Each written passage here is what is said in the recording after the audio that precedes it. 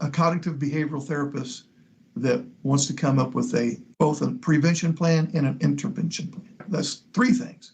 Cognitive behavioral therapist that will help you come up with a plan to prevent certain things, and the things that can't be prevented to intervene in the middle of those things. Strategies, not talk. Talk is great for NTs. I would say for the NT to go to a therapist by herself and to just talk the entire hour, that would be good for her. She drags your ass along, and now the three of you are sitting in there and she's hogs all the airtime. You're going to be off in no man's land at about the 5-minute mark. You won't even be there mentally. Yeah. You're going to feel like you're on trial. Let's go. Hey, Matt, let's me and you go and talk to this therapist about how much shit you've been doing wrong. You're going to feel like you're on the witness stand, or you're going to feel like you're on trial and being interrogated. I have a ton of structure. My structure is, you present me with the problem that you want to address, and I'm going to provide you with some suggestions. That's my structure in these groups. What's the problem? Give me the summary of the problem. I've said that to the NT Wives and the NT Wives group about 5,000 times. Give me the summary of the problem. I don't need a huge backstory. And then I'm going to spend an equal amount of time, if not more time, providing some suggestions for prevention and intervention. And I interrupt a lot because when clients are talking to me, almost every sentence, there's something to address. If there's a paragraph with 10 sentences in it, in my mind, that's 10 bullet points, each of which needs to be addressed before we move on, because as the person is talking, there's stepping stones in each sentence. And if I let them go on for too long, I interrupt a lot, especially in the NT Wives group. If we go too long, we've kind of skipped over a bunch of stuff. And we can't get down here to number 10 issue because she rattled off issues 1, 2, 3, 4, 5, and 6, and 7. So I have to stop her quickly and say, okay, wait, before we move on, let's look at that one, because that one ties into the next one. And plus, guys on the autism spectrum, they thrive on structure and routine. They're not improvisational. They don't like to go in here willy-nilly and just, well, I don't know, let's just wing it. That's not their style. With respect to the feeling criticized piece, wordage is king. Wordage is king. His self-esteem is already in the toilet. It doesn't take much for him to feel criticized. Sometimes your neutral comments download to him as criticism. You're not necessarily being critical or doing anything wrong, but he's going to download it in a certain way because he's hypersensitive. So the suggestions would be with respect to wording, and the whole reason I'm bringing up the business of wording is king is because if you pick your wording carefully, you won't feel as criticized. Some NT wives go, well, this seems like this is work for me. This is like more work for me. If you will stop doing some of the stuff you've been doing that hasn't been working and start doing some of these things that we talk about in the group, you probably will cut your workload by 80%. Oh, the other thing that's important too, almost as important as wording, is timing. So let me back up and say wording and timing is king. So some questions to ask with respect to timing. Is this something I want to address now, or is this potentially a bad moment? For example, he just got home from work and you don't know what his mood is.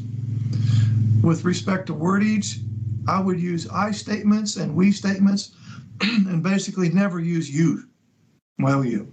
I can do that. It takes practice. It takes practice, and I can give examples if you need. But when you're delivering your message, use I and we. I would totally avoid you. Well, you did this, or you should have done. I know, seems ridiculous. Just the word you can be enough in some cases to trigger him. I would also be sure to be very careful to focus on the situation and not his behavior. Stay focused on the problem in question, not how he's handling the problem in question. And as you're delivering your message, I would strongly avoid asking questions. Just make it a needs statement. It would be helpful to me if blah, blah, blah, blah, because ding, ding, ding, ding. I'd appreciate that. Because as soon as you start asking questions, he's going to feel interrogated. Even though you may feel, well, that's a fairly harmless question. And even if a neutral third party was observing the conversation, that third party might, I have no idea how he downloaded that as interrogating, but he will. So some fight starters would be, why are you still at the office? Or why am I the only one helping the kids with their homework? Or you bought all these groceries, but you didn't pick the one thing I sent you there for. I could come up with them all day long, believe me. So be careful with the questions. So in summary, if you can keep his anxiety reduced, you're never going to eliminate it. And if you can be careful with your wording and timing with respect to your message delivery, you will cut your workload greatly and you will cut your grief greatly. You've already got your engine revved up, and it's hard to just shut it down. It kind of reminds me of dragsters at the line, getting ready, and they're burning their rubber to get their tires heated up, and then they get up at the line, and the guy comes out, oh no, shut it off. It's like, what? I'm right in the middle of getting ready to take off. In those moments, before you decide what you're going to do a little cost benefits analysis. And that is, okay, if I push forward when she's already tried to end the conversation in order for shit not to hit the fan. Yeah. If I go ahead and push forward, what might be the advantages of that and what might be the disadvantages of that? And I know it's kind of hard to think like that in the heat of the moment, but maybe you could take a brief pause and go, okay, I'm willing to pay the price for going ahead and speaking my mind. Then go ahead and do it. But if you go, you know what, as much as it's hard for me to shut down, if I do that, it's going to cause more problems for me in the long run. So I'm going to take the path of least resistance right now and opt for postponing this conversation. So I wasn't recommending, well, go ahead and shut down or go ahead and let her have it. I'm just asking you to do the cost benefits analysis and then you decide. So right. I also would ask you to decide, do you want this to be a boundary violation? Because I'm not going to say that, you're only eligible to have a certain amount of boundaries to set up, X amount of boundaries. No, that's a very individual thing. So if you wanted to, you could say, let's use an example where you want to turn this into a boundary violation. Okay, and we're going to use our scripts. That's how we set boundaries. And this is Jack talking to his wife, and you would want to have this conversation with her before shit has the potential to hit the fan. Mm-hmm.